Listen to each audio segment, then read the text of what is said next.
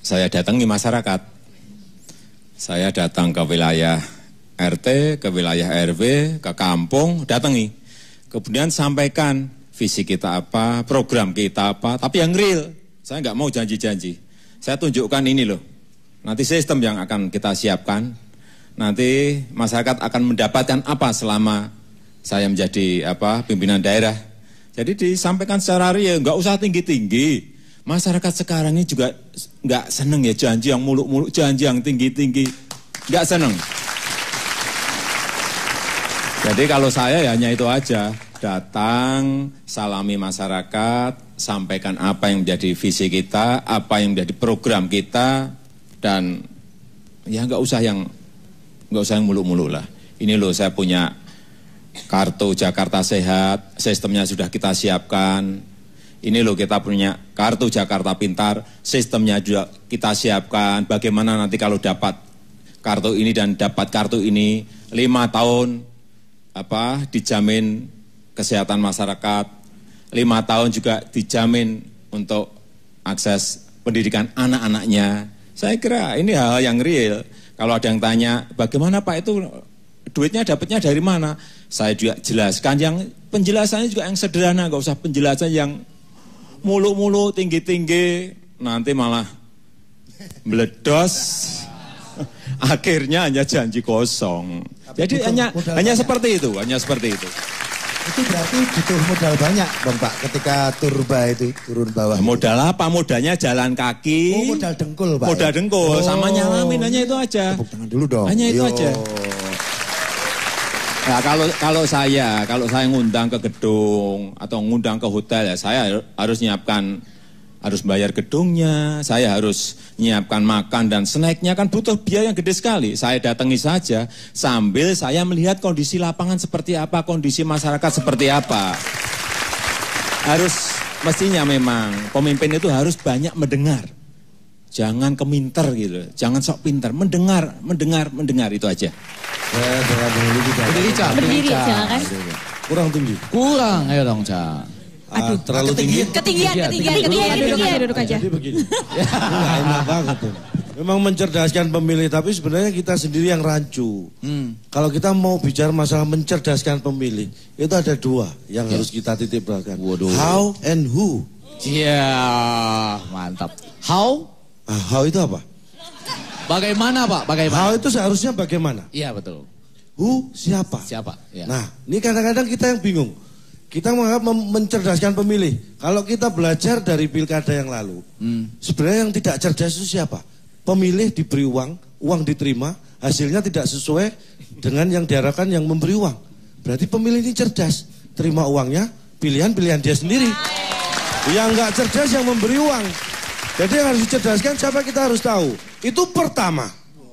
Waduh. Yang kedua? Yang kedua, kadang-kadang kita rancu.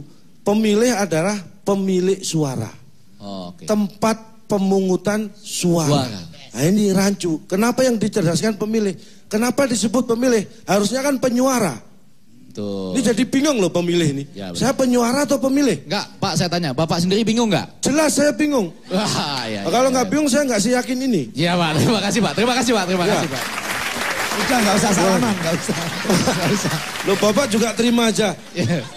Saya ngasih salaman bukan berarti saya tidak cerdas, Pak. Iya, Pak Taufik menerima salaman sebagai pakar perilaku. Pemilih kita ini sudah cerdas atau belum? Silakan. Berdiri, Pak. Aduh, kalau saya berdiri masih pantas. Bapak coba duduk.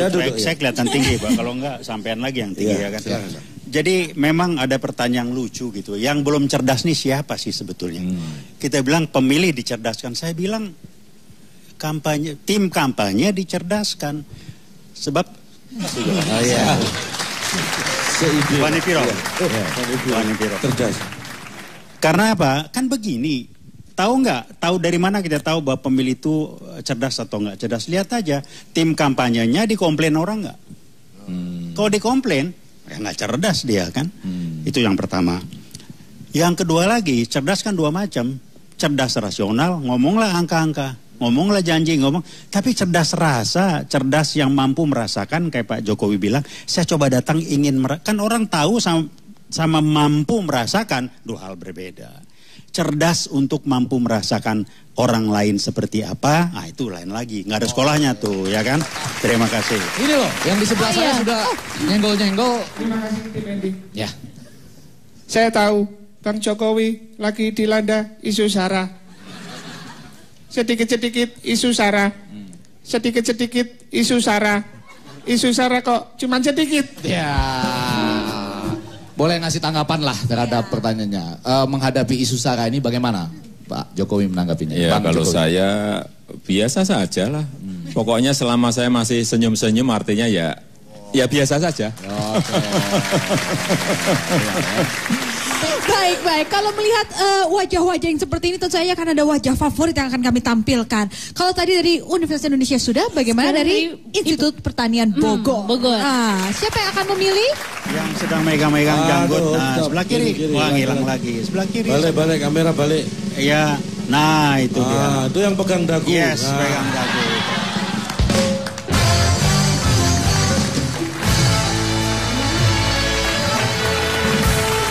Sebelumnya aku punya pantun dulu buat wajah favorit barusan. Apa itu? Buah sawo, buah kedong-dong.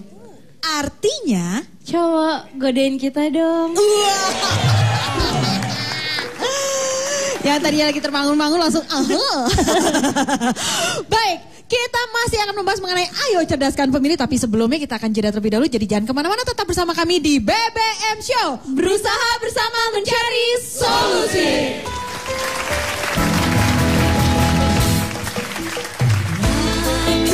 Ada Sunda, ada Jawa, ada India, ada Arab, ada Ahok.